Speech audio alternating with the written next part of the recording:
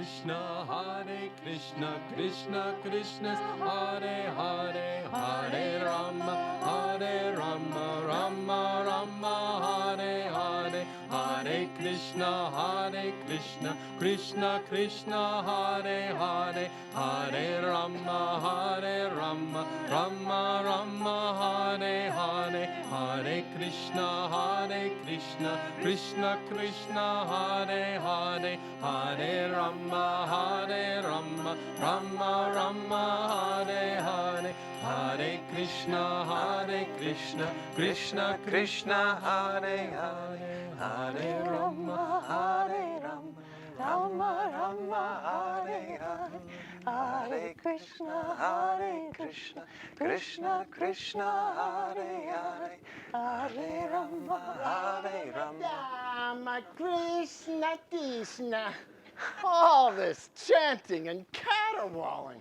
That's enough to drive a person mad. Ah, to be mad with God. Eh? Mad. That's what I said, yes. Mad these people drive you. Come here, boy. Come, Kanta. It'll soon be dark.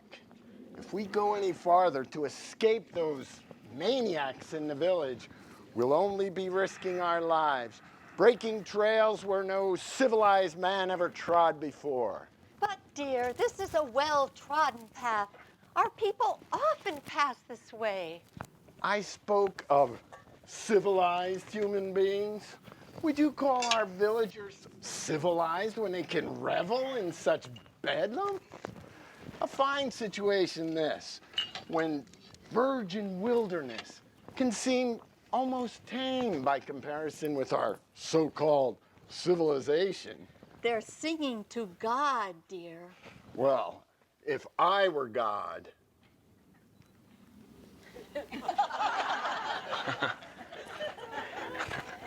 I'd feel merely annoyed that people spent so much time demanding my attention. Tell me, how would you have felt if Narayan here, as a little boy, pestered you night and day with cries of "Mama, Mama"? Exasperated, right? Well, believe you me, that's how God feels when people pester him with their howling. He's got more important things to do than to listen all day to raucous cries of "Rama! Rama!" Like what, dear? Listening to you when you pray to him for money? Why, what's wrong with that? At least it's a prayer with some sense to it. Besides, there's something in it for him, too. He knows I donate money to the temple. Oh, yes. Hard-earned money, mind you. My money. But, dear, you once told us you donated money only so that the priests would ask God to make you even richer. Well, they get their percentage. Mark my words, employing people is the way to make honest men of them.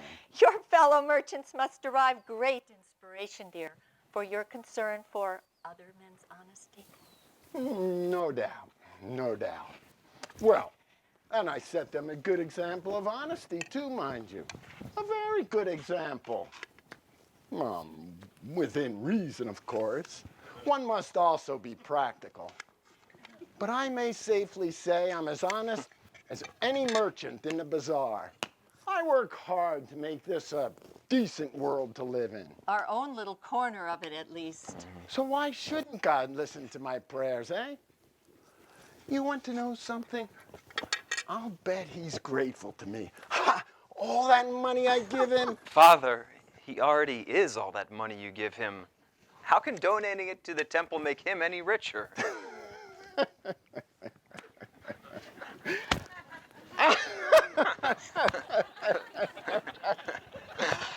Don't be naive, boy.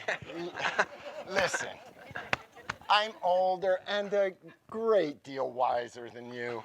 Believe me, temples wouldn't exist if God didn't have a pretty sharp eye for profit. The divine merchant, that's how we, the wise, see him. Giving only as good as he gets. So He's too clever to be taken in by all this rama business. Just look at it this way. What are all those empty-handed devotees giving him in terms of good, solid value? Ramadama! He's no fool, I tell you. He respects a good deal, cash on the line. Dearest, true devotees would never want to make deals with him. The more fools they. But the scriptures The say... scriptures. Haven't you heard that even the devil quotes the scriptures? The scriptures say that all God wants from us is our love. My dear, don't go subverting the values of our fine ancient family in front of our son. Why do you think I brought him up here anyway? For the fun of it? Braving oncoming darkness and wild animals and maybe getting lost.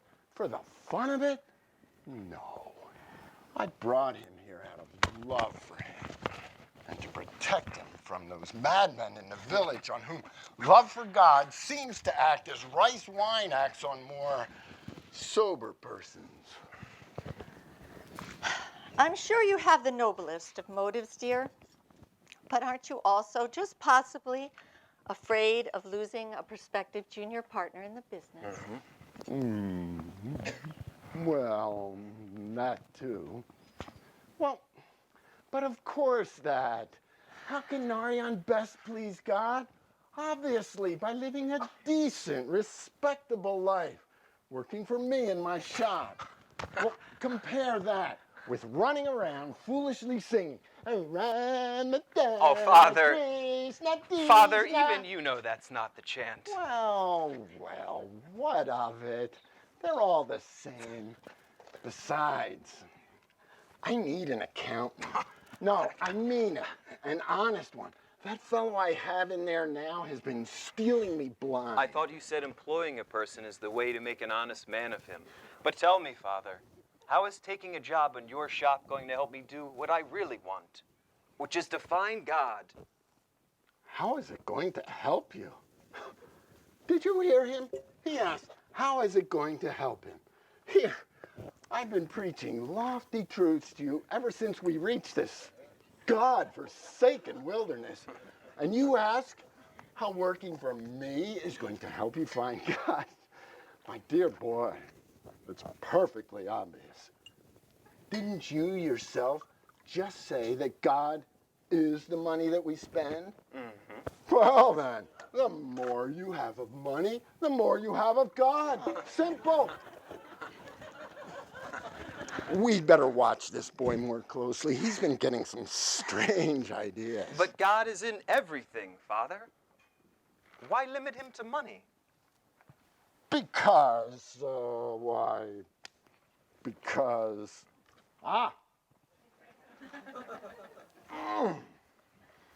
because the Bhagavad Gita says,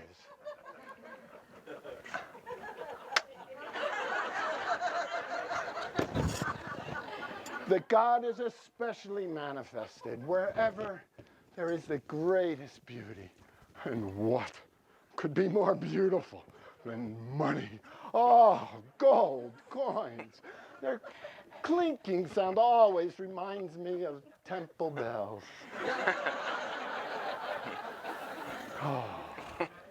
To me, the most beautiful sound in the world is a group of devotees singing God's name. Don't you think our boy might have worse notions than that, dear? It's plain I'm outnumbered. I should hire a bodyguard to protect me from these unceasing aggressions.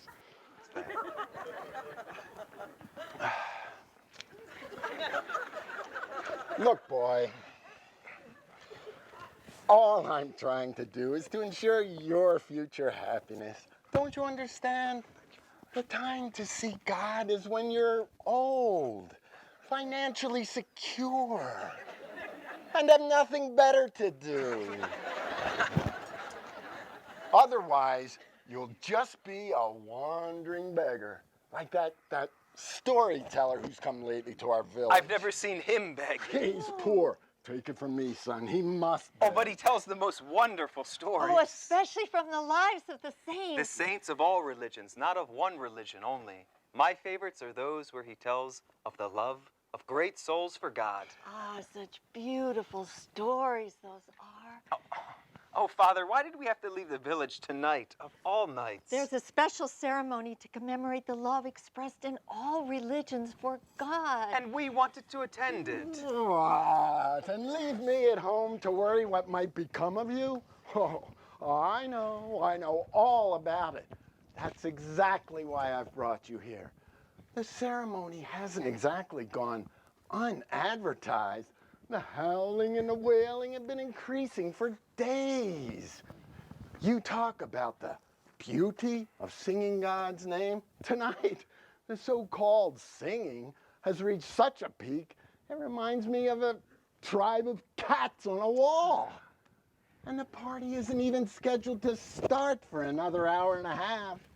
It's too much to expect a sane man to be around when that kicks off. Father, can't we just accept that we have different tastes? Taste? It's got nothing to do with taste. That's a matter of principle. If I must be frank, boy, I'm afraid of that storyteller corrupting you. That's why we've come here. Oh, there's witchcraft in the air tonight, I tell you. Why, I even saw old Gupta Sahib next door, the most conscientious miser in town, give a penny to a beggar. I don't like it, I tell you. Something is very wrong. The old values are being shaken. And I blame it all on that storyteller. Nothing's been the same since he arrived. Dear, you can't accuse him of corrupting anyone. No, when he chants and sings and talks so sweetly that all the customers leave our shops, and when the more weak-minded shopkeepers leave with them, why, before you know it, the whole village will disintegrate.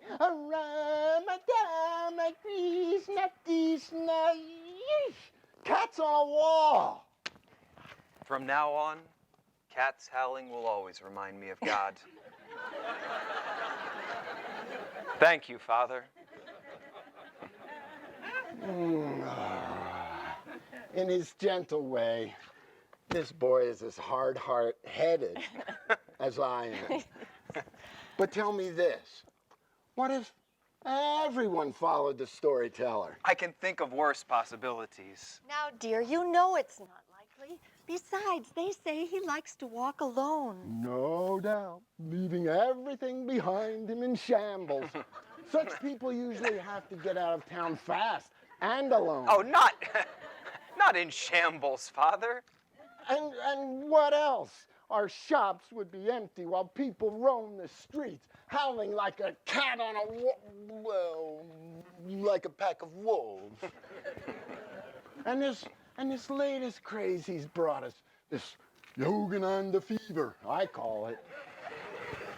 Yogananda helped people to understand life's true goal, inner communion with God. In God, he said, the saints of all religions are one. The storyteller loves Yogananda for that great master's love for God. Is that so bad? Bad? Can you, my own son, seriously ask me such a question? Why, Yogananda's whole life was based on a lie. A lie? Just look at it this way. When you pay good, honest, hard-earned money for something, at least you see what you're getting, a shirt maybe, or a brass bucket. Well, this Yogananda claimed that God is even more real, get this, even more real than a shirt or a bucket. Oh, Mash. I ask you, what incredible nonsense! You can't even see God. You can't feel him. Tell me, what color is he? I mean, it's all right to talk about God vaguely, as many do, but this Yogananda really overdid it. Why? He actually put it in writing that everyone can see God. It's bad enough that a few of our sadhus have said this sort of thing quietly, but to broadcast this nonsense to the whole world? Why, it's enough to ruin India's good name. The world has become more peaceful as a result of his teachings.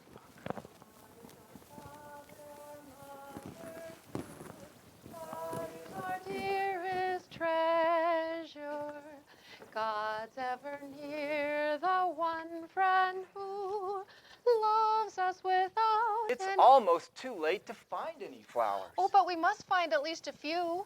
How can we attend the ceremony empty-handed? Ah, the garland I made was so beautiful. If only our cow hadn't eaten it. Well, the Bhagavad Gita says the Lord accepts even one flower, even a leaf, if it's offered with devotion. God is our Father, our Mother too. Ramu, look who's here. Romesh, Babu, Didi, older sister. What are you doing in these woods? It'll soon be getting dark. Ramu, Gita, I brought my family here to escape the singing, and here you bring it to us. You can't be serious, Romesh Babu. This is such a joyous evening. It's the anniversary of Yogananda's Mahasamadhi, when he left this world. I thought the evening was meant as a sort of holiness inventory of all saints. The ceremony is for all saints, yes, but the inspiration for this devotion is Paramahansa Yogananda's. That's why we're holding it on his anniversary. Sri Yogananda taught that in God all are equal. No one greater, no one any lesser. He taught, too, that we should love the saints, not for themselves, but for their love for each of us. In this way, he said, we too may come to love God. Have you heard? There's even a chance Yogananda may have returned to this world. What, on a spaceship? No. I mean reincarnated in another body. Is it possible? Oh, may it be true. That storyteller's behind this somewhere, I'll warrant you. Oh, indeed, yes. He also told us that Yogananda promised in his next life he would live here in these very Himalayas. To think of it. He might be in this very portion of them. He might be right up there on top of Lotus Mountain. How my heart is grieved ever since the storyteller first told us about him, that we couldn't have lived 200 years ago when Yogananda lived. Our lives are so caught up in littleness. Oh, if only great saints lived in our midst. Yogananda promised to come back after 200 years. Did you know? The storyteller told us so. Oh, infinite Lord, the songs that you sing, thrilling the night of Maya with your love, may we hear those sweet strains in the night in our own souls. Let all the world stand still. Let not wind, nor rain, nor sound of calling bird invade our silence. May your songs possess our hearts. May they steal like moonlight into the dark glades of our souls, bathing the restless shadows with your luminous peace. Ramu, you, a respected candy maker. No candy could taste so sweet as the Lord's name, now that I've learned not only to sing it, but to hear it everywhere in all nature. I must have a talk with that storyteller.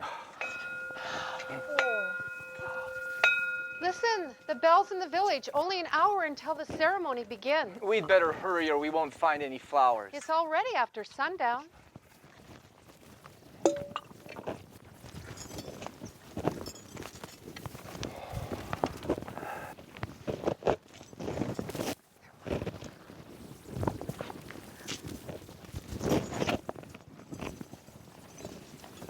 Peace be with my friends. Peace also to you, friend. Ramu, come back. Why have you come up here, friend? Aren't you leading the ceremony in the temple this evening? Not tonight, friend. You have priests to fulfill that function. I'm not a pujari. Look, I found some. The storyteller. He says he won't be coming to the temple this evening. But why not? It's because of you that we're having the ceremony. Because of me, perhaps, but not for me. It is for your inspiration it is being held. I've done my share in leading you to that inspiration. But can't you at least join us? It will mean so much to everyone to have you there. God will be there, friend. In your chants and in your meditation, during your inner communion, I would be merely an intruder. Intruder? But it is through you that we have learned to love God. It is through you that we have learned to love all saints. It is through you that we have learned of Sri Paramahansa Yogananda. It is through you we have learned the very meaning of life. I'm as grateful for these blessings as you are. But of what use is the door once it has been passed through? My path lies in solitude. The time has come for me to take to that path once again. You don't mean that you're leaving us? Didn't I tell you? He's getting out before the roof collapses. But how can we carry on if you leave us so soon? The truth is in you, friend. Why seek it outside yourself? Even if you tried to, you'd never find it there.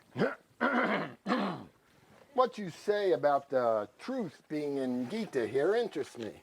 On the whole, I wouldn't call you hopelessly wrong. Still, I recall one absolute whopper she told once in school years ago. It was in history class. Friend, the truth is in you, too. Oh, come now.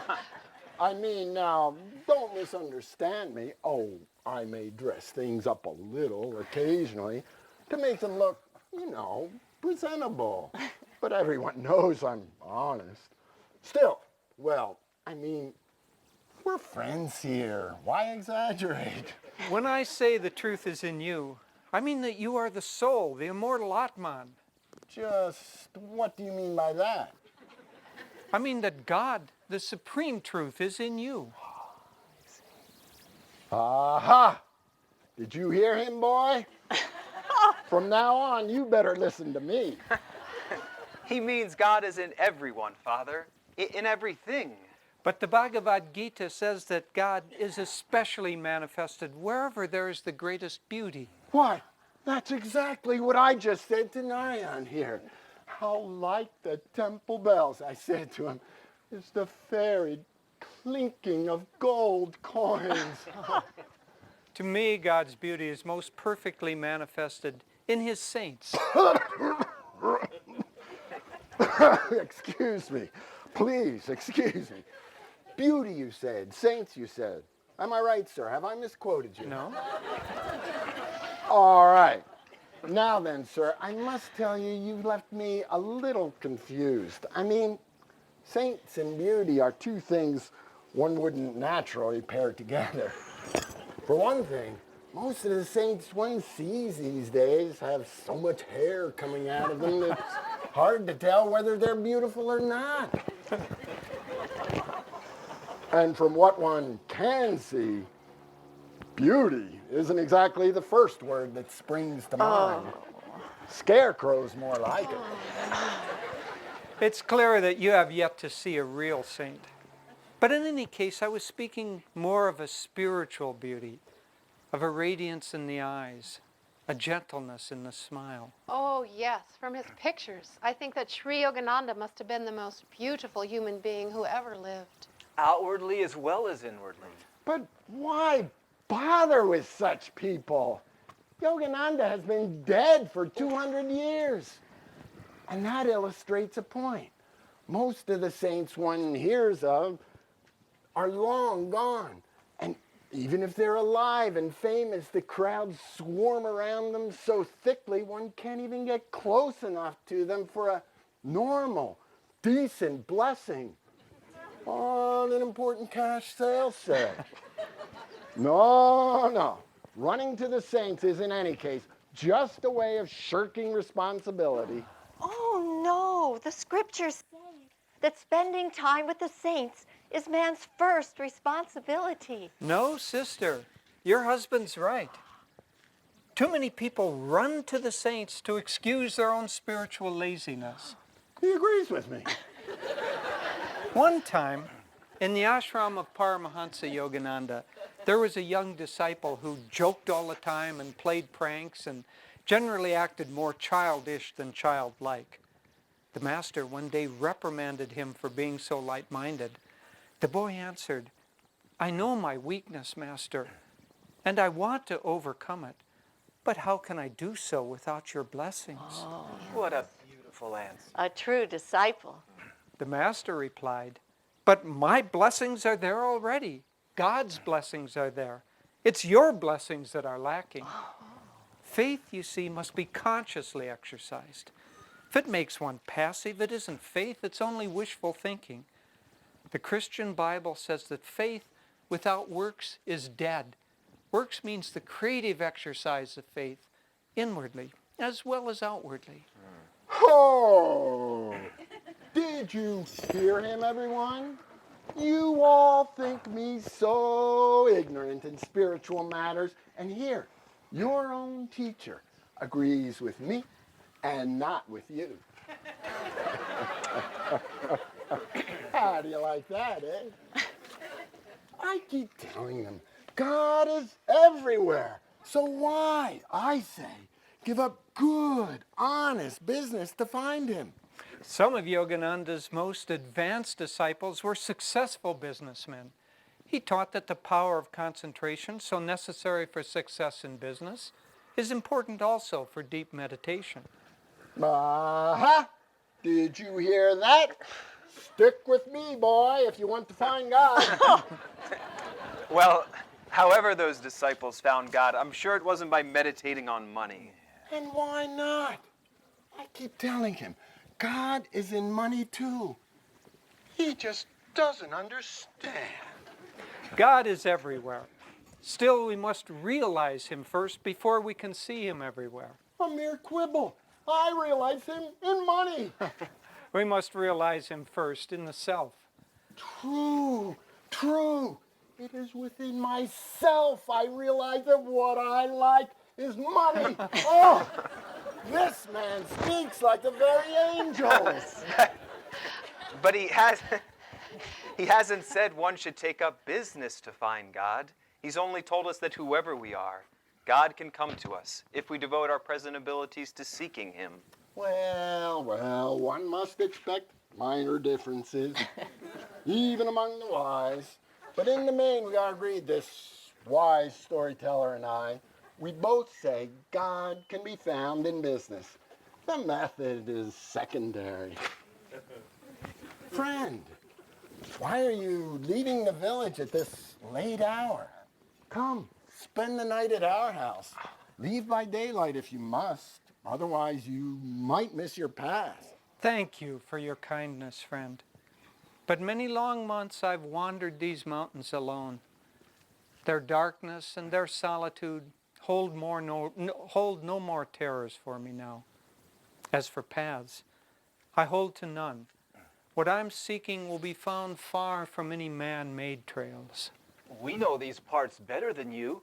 If what you're looking for is anywhere around here, perhaps we can help you find it. Thank you, friend. But my quest is a private one. I must pursue it alone. You have often spoken to us of going on alone. I too sometimes feel drawn to such a path. Yet in your talks in the village, you've also stressed men's need for the company of saints. How can the value of solitude be reconciled with this need to depend on others? A bedridden patient needs a doctor, not for something else to depend on besides his bed, but because the doctor can help him back onto his own feet. I see. Then the company of saints is helpful only until one has learned to walk alone? Yes and no. The more you go within, the more you find their blessings inside yourself. Thus, of course, you depend less and less on their outward company. Still, you keep their company in your heart. But which is more important, to keep the company of saints or the company of God? Of God, surely. But please ask yourself, do you know God? No. How then can you keep his company? Don't you see? By concentrating on the saints who do know him, you attract their state of consciousness. Still, of course, it is God alone you should seek, even in their company. To want anything less from them would be like digging for granite in a gold mine. There's a point that sometimes puzzles me. God, they say, is everywhere. In a way, then, it seems we should seek him everywhere. In every flower, in every tree, at every wayside shrine. And yet, God is also one. From this standpoint, should we try and see only him and not love him through his manifestations? Which is the better path? Both ways are good if it is the one God you are seeking. The most important thing for the devotee, however, is to be freed from delusion. And what is delusion, if not attachment to that which is not? The Lord hides behind his creation. Nature is real only in that it expresses him. Yet nature is our natural focus of awareness. It is better to imagine God in the forms we hold dear than to deny them altogether. Granting this fact, it is better to concentrate on the saints than on inanimate objects. They at least are conscious of the dreamer behind the dream. It is good to meditate on the lives of the saints. It is better, however, to follow the example of only one of them. To leave a building, does one require many doors? That is one reason the scriptures stress the need for a guru or a personal guide to the infinite. Is that why you speak so much about Paramahansa Yogananda? I've wondered. I mean, I assume the saints all own stock, so to speak, in the same enterprise. It isn't possible for any of them to corner the market, is it? Not this market. It's too big for any corner to hold it. But I myself found the guide I was seeking in Paramahansa Yogananda. I speak of him as one might refer to a mountain if one wanted to illustrate the principle of height. One needn't use many mountains to illustrate the same principle. Yogananda was tall then, eh? Not physically, but spiritually, he was a giant. Though I speak of him especially, I emphasize his teachings that other free souls, messengers from God into the dark prison of this world, were fully as great as he. That is one reason his ceremony this evening is dedicated also to all saints. There's no rivalry in God. Yet, I love Sri Yogananda. His life was such a perfect balance of mystical vision and practicality. And his message, more than most teachers, was to the whole world. My love for him is far more than just personal.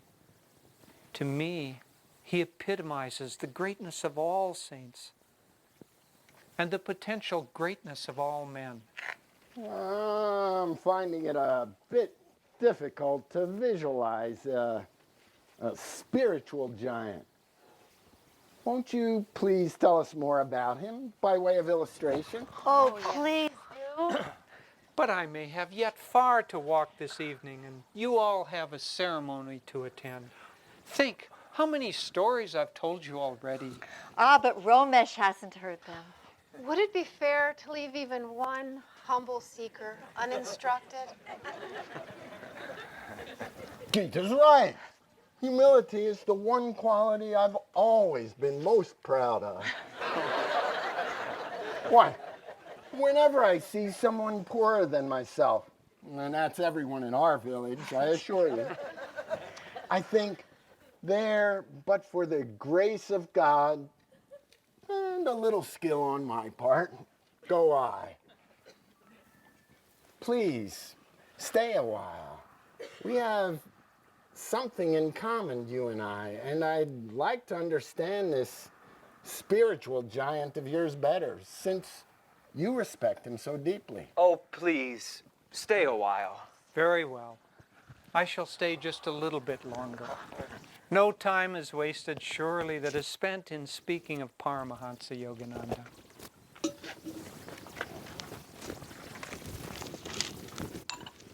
Guru Brahma, Guru Vishnu, Guru Deva Maheshwara, Guru Sakshat Parabrahma Tasmai Shri Gurave Namah.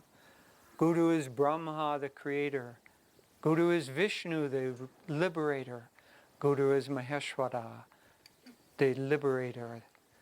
Truly, Guru is the supreme spirit. I bow to thee, O Guru.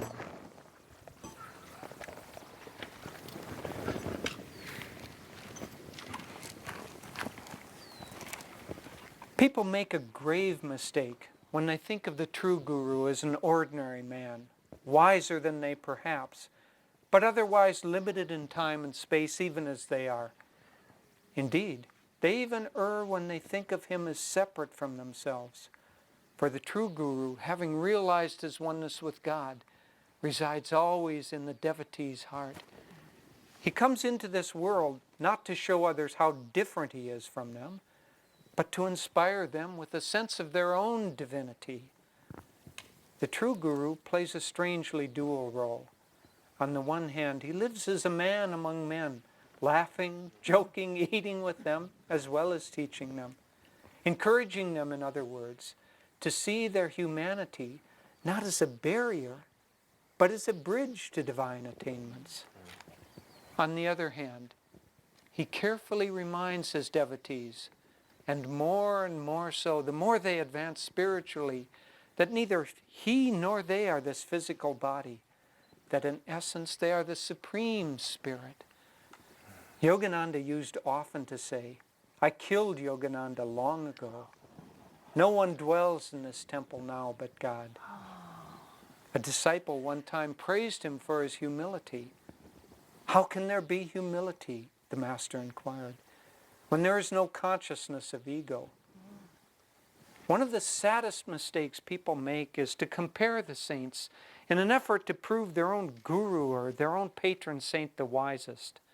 What a travesty of the truth that all truly wise men have taught, that God is the supreme reality, the sole reality.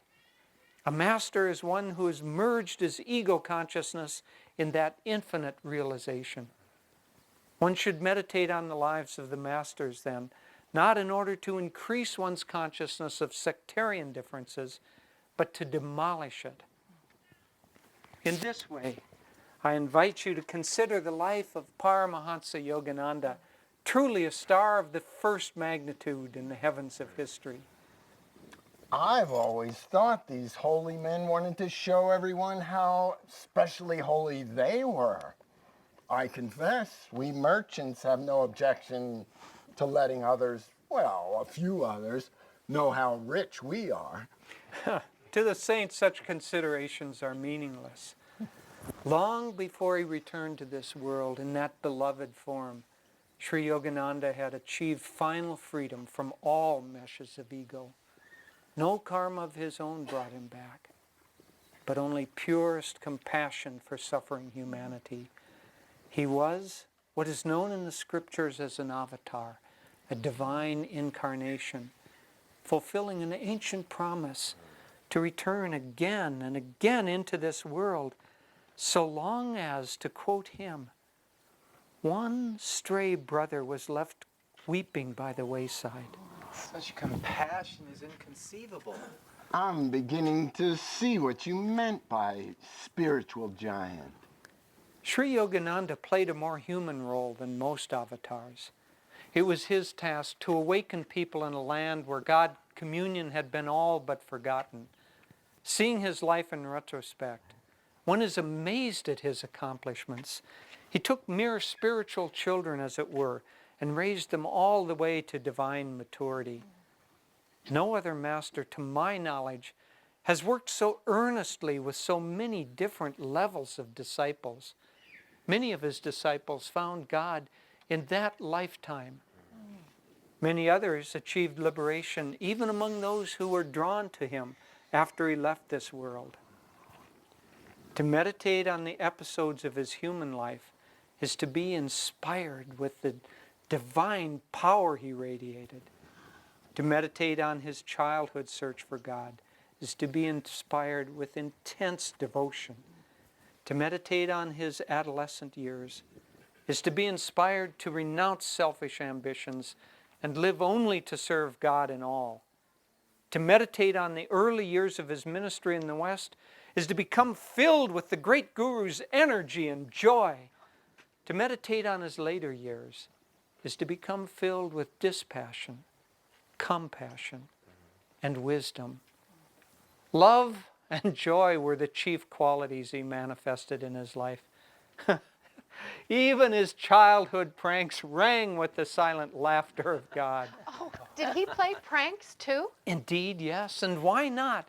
Isn't God a God of joy? I wonder what he would have thought of my Ramya when he was little for dropping water from the roof on a pompous neighbor. Oh, disgraceful child. Yogananda did much the same thing once as a young boy, only it was dry cow dung on the head of a drunken policeman.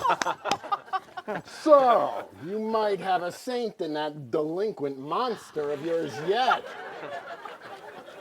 It pains me to have to remind you that the so-called pompous neighbor on that inauspicious occasion was my humble self. Oh, so it was. I'd completely forgotten.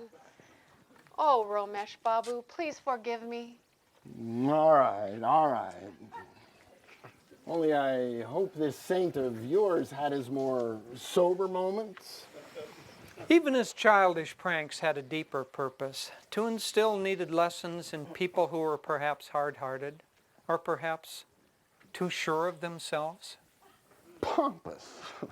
But he never acted except with divine love, even when he reprimanded his disciples.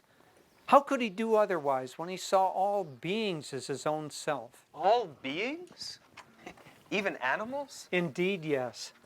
Would you like to hear how his love once conquered a wild and hungry tiger? Yes. Oh, do yes. tell us about it. Very well. But if I'm to tell a story, let's all gather around more closely. Romesh Babu, sit here, please. Narayan. How did he conquer the tiger? Was it with the magic mantra? I've heard that great yogis possess such powers. No, sister. His was the power of pure love. Once in the company of a group of youngsters, he hired a driver with a cart pulled by a pair of cows. At the driver's suggestion, they traveled deep into the heart of a nearby jungle. Unknown to the master, this part of the jungle was the haunt of large and ferocious tigers. As darkness was falling, they found an abandoned hut. Beside it was a stall for the cows. It seemed a safe place to spend the night. Leaving the driver to put away the cows, the master and the boys entered the hut. They were soon joined by the driver. Darkness crept into those deep jungle lanes stealthily like a thief. Day, suddenly timid and afraid, fled for protection toward the vanished sun. The pleasant calls of sun-loving birds and beasts soon gave way to the strange, lonely noises of nocturnal creatures. To these were soon added the terrifying roars of tigers as they hungrily stalked the jungle byways. About an hour passed. Then the occupants of the hut heard a growling and rustling sound nearby. They looked out a window. The moonlight in the clearing was just bright enough for them to see a huge Bengal tiger approaching, its tail twitching in anticipation. That tiger's going after our cows, stammered the driver. Prudently, he'd already placed the others between himself and the door. Didn't you close the stall door? The master asked. The foolish man had forgotten. If those cows were eaten, they might never get home again. The master asked if anyone would accompany him as he went out to close the stall door. Well, you can imagine the general stampede to join him. Finding no volunteers, he went out alone into the night. For protection, he took with him a lantern. But as soon as he stepped out of the door, a gust of wind extinguished the flame. No time remained to light it again. Alone into the night the master went. The tiger, seeing this intruder step between it and the cows, naturally shifted its concentration from the cows to the master. A cruel smile played on the killer's face. A hungry gleam shone in its eyes. The master looked at it. No thought of fear crossed his mind. Instead, with love in his heart, he held to the thought that it was God he was seeing in the form of that tiger. Slowly the killer approached. The power of love flowed to it from the master's eyes. Suddenly, what a miracle! Instead of springing, the beast rolled affectionately at the guru's feet. Love had conquered it. Its huge tongue lolled out as it yawned a few times. After a while, it got up and walked away peacefully into the jungle. The stall door was closed. You may be sure that when the master returned to that hut, he scolded that driver for taking them to such a dangerous place. But the remainder of the night, both cows and people spent in uninterrupted peace. Would that I might have been even that tiger, just to have met Sri Yogananda and felt the divine love flowing from his lotus eyes. How much better to be a real tiger made that way by God than to be a human tiger preying viciously on the lives of others. Such tigers must be much more difficult to transform. And how much greater the miracle, surely, that does transform them. Sri Yogananda must have met and changed many such people. Oh, many, many. A few actually even tried to harm him. No. But on them, what a sweet revenge he had. Did I ever tell you of the time a gunman was sent to kill him in New York? No. It was after a lecture at Carnegie Hall, during the course of which he had exposed certain powerful, wealthy men who had been exploiting the poor. America was in the midst of a depression in those days, and exploitation of the poor meant virtually their ruin. His friends warned him not to go home alone, but the master said simply, "God is with me." As he was walking down a darkened street, the gunman came up behind him. Pressing a pistol into his back, he said, "Why did you talk that way about those people?" The master turned and faced him. "All men are God's children," he said. "He loves them all equally. How can you expect him to be pleased when his rich children take advantage of his poor ones?" Can you imagine talking that way to someone who's been paid to kill you? Then, with all forgiving love in his eyes, he looked at this man and he said, "Why do you live the way you do? You aren't happy. It is time that you changed." Suddenly, in tones charged with divine power, he cried, "I demand that Satan come out of you." The man began to tremble. "What are you doing to me?" he cried. Weeping, he continued, "I can't. I just can't go back to that way of living any longer." His life was completely changed. Is it any wonder that the scriptures say, "Shanamape sajana sangati reka pavate pavanavatarane nauka." One moment in the company of a saint can be your raft over the ocean of delusion. How strange that anyone could wish to harm such a man of God. But aren't good and evil always at war? And wherever anyone is supremely good, the resistance of evil people is that much greater. Look at the lives of all men and women of God. How those who hurt Sri Yogananda must have suffered, knowing that he loved them so deeply. I know of at least one who did. Won't you tell us more? He was one of the worst whose paths ever crossed that of the Blessed Master. He did everything he could to interfere with the spread of the Guru's work. Like a tiger raging on the outskirts of a jungle village, he prowled in ceaseless search of human prey. Like the fires of cruelty in the yellow eyes of a wolf, there burned in his appeaseless heart the flames of envy and hatred. He told lies about the Master, spread false, slanderous tales about his work, tried as often as he could to turn followers away from the path. Yet you say he suffered. Why then did he continue to do those things? Ah, my friend, the dewdrop, afraid of being drawn into the sun, slips trembling for shelter into the heart of a lotus. Even so this man, fearing the magnetic power of the Guru's love, sought shelter in hatred. His deeds bore ample testimony to the perfection of that hatred. Yet the Master loved him. One day, shortly before the Master's passing, he saw this man again. With sweetest compassion shining in his eyes, he looked at his old offender, smiled gently and said, "Remember, I will always love you." At last, at long last, what a change was wrought at last by those few simple words, breaking through at one point in the solid fortress of this soul's resistance. Divine love soon destroyed every rampart. Years it had taken to resist. The defeat once started required only days.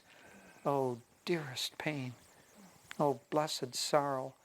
What tears of repentance racked that conquered heart. That man now changed, made a sacred vow. As he had spread lies about his Master, so now he would spread the truth.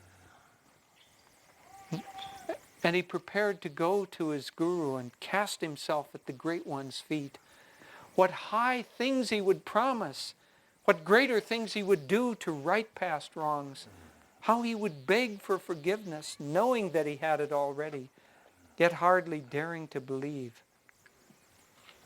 It was as he was preparing to go to his Guru that the news reached him. Paramahansa Yogananda had just passed away from this earth. Need I describe that man's grief? His heart, so lately repentant, with never an opportunity to show its new character. That man, so lately evil, now made a sacred vow.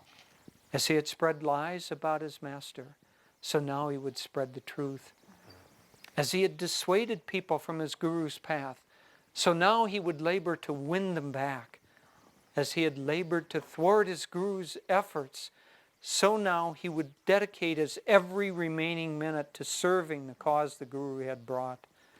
The remainder of his life he served humbly, in obscurity, striving in countless little ways, since he considered himself unworthy of greater things, to compensate for all the wrongs he had done.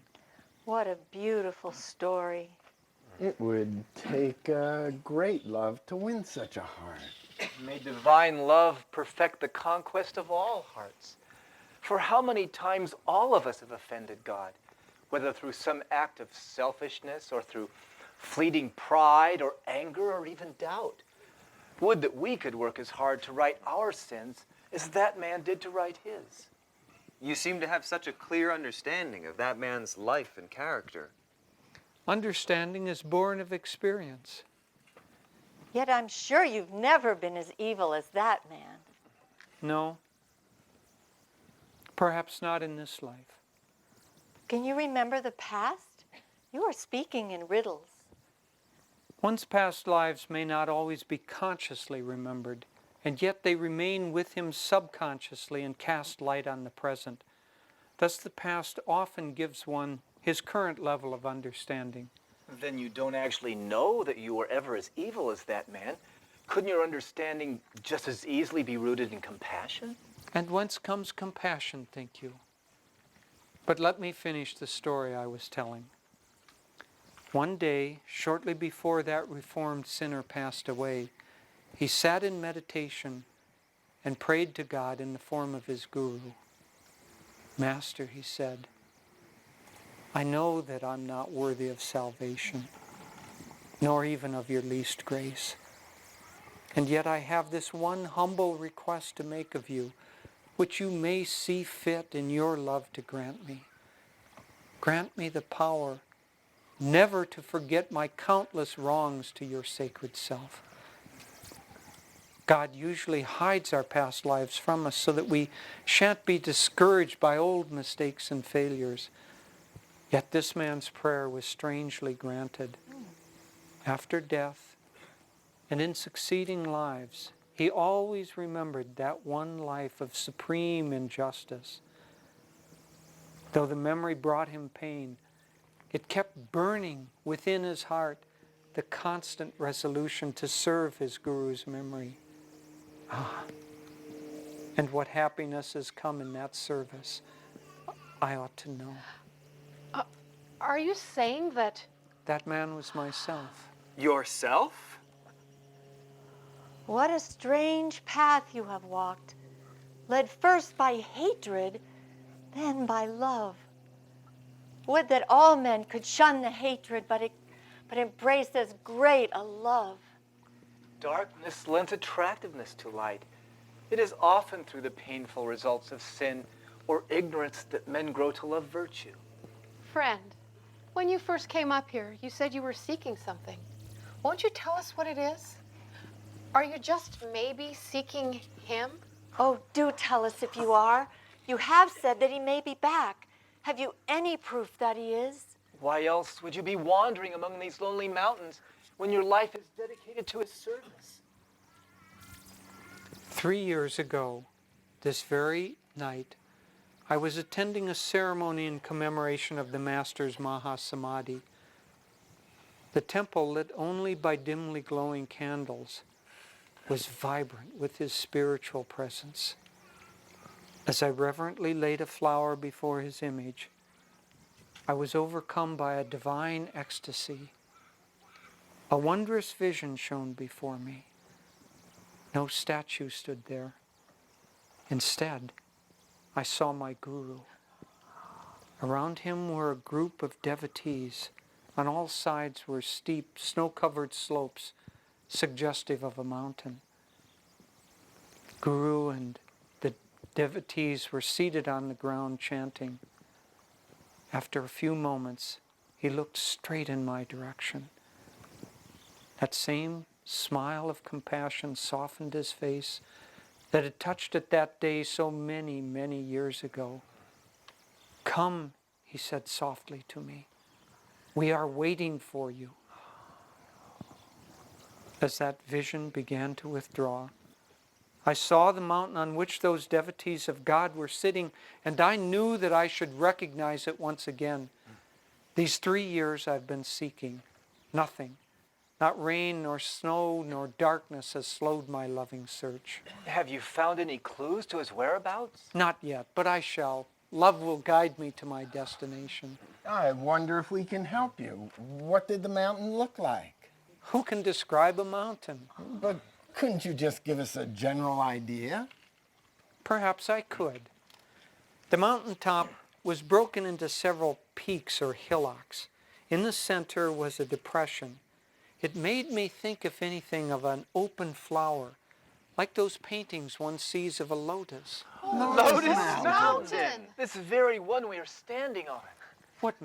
Can it be? It must be, surely. And what more auspicious night for you to find it than this one, the very night of his Mahasamadhi. What a beautiful ending to your arduous search. I am so deeply happy for you.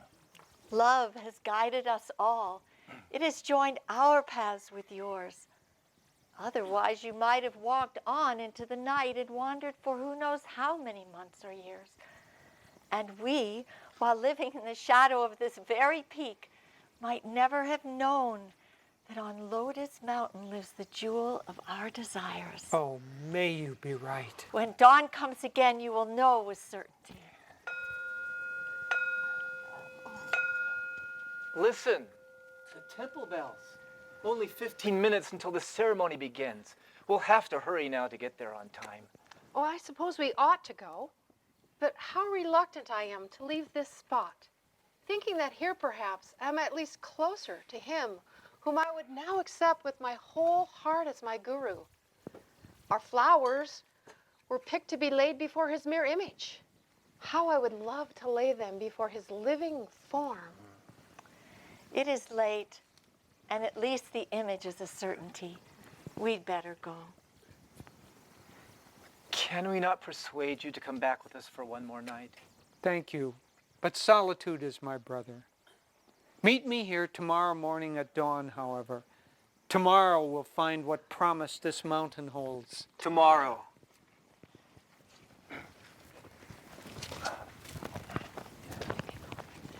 Listen. What is it? The bells have stopped ringing. No, not the bells. Listen. Don't you hear voices singing high up there, way up on the mountain?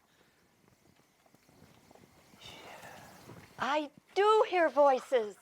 So do I. They're singing the very chant I heard in my vision 3 years ago this night. Well, Yogananda is up there. What shall we do? We picked these flowers to place before his image, but they were for him. Let us go tonight. Oh, but the way is dangerous even by daylight. Our people never go up there. Oh, they have no reason to go. Our longing to see our guru is our sufficient reason. I know a part of the way, even by night. The moon will show us a part of the way, and our love will take us the rest of the way. Our love will be a better lantern than the sun. And God will give us all the strength we need. Will you come with us, Romesh, Babu? You see, my Guru Bhai, my brother, this is a very sudden change for me. I do believe in the Master now. I believe he is up there. I hardly know myself anymore. Please don't ask me to leap into an abyss. I may go up there later on when I've grown accustomed to these strange developments. Tonight, I shall go to the temple. I confess, I feel a little safer with images. They may look at one reproachfully, but at least they won't say anything. Then, Didi, you will stay with him, I suppose. I am his wife. We go together. But perhaps in time we can both join you. In the meantime, what joy is my lot. I came here in bondage, afraid to do more than whisper my love for God. I leave now fortunate among women, with a husband who loves God and who shares all my deepest dreams. What more could I ask of life? Narayan, Father, all my life, I have longed to find God. He may be in money too, as you say, but the storyteller tells us he can be found most quickly through a guru. Would you mind terribly if you lost your prospective junior partner? I want to join them, Father. Life has no other meaning for me anymore. May I have your permission to go?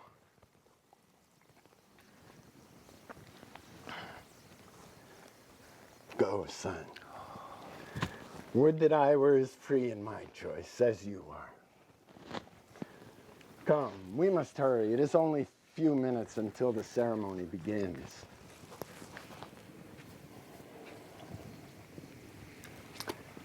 How can I thank you, friend? You have changed my life. My heart was like a stone, and now it's like a flowing fountain. May peace be ever yours.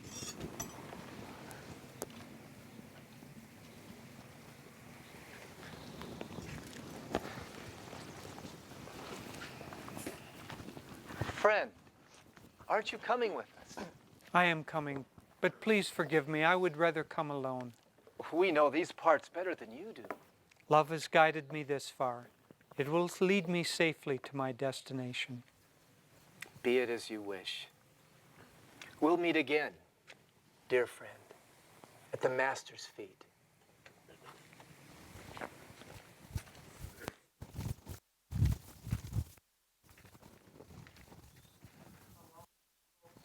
For alone I want to meet you now. My long exile has ended. You've called me to sit with those other blessed ones who love you. What can I say to express my gratitude?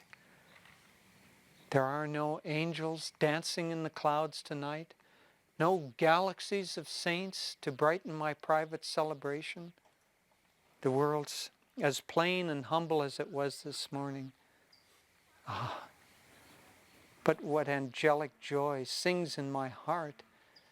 Even the stars are dancing, and the trees, like holy saints, wave in blessing and nod with shining sympathy.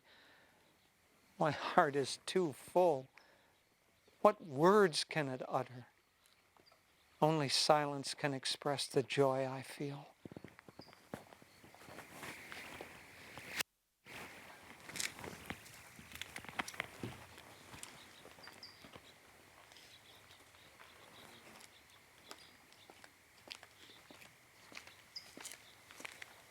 Brother, the Master has sent for you. Please, follow me. I'm coming. But what of those others who have gone seeking him? They too will reach the Master tonight. But come, I know a shorter path. We shall reach him first. I'm coming. Oh, can my heart contain its joy? What shall I say when I see my Guru? I shall look at him, this time with tears in my eyes, and I shall say, I love you always.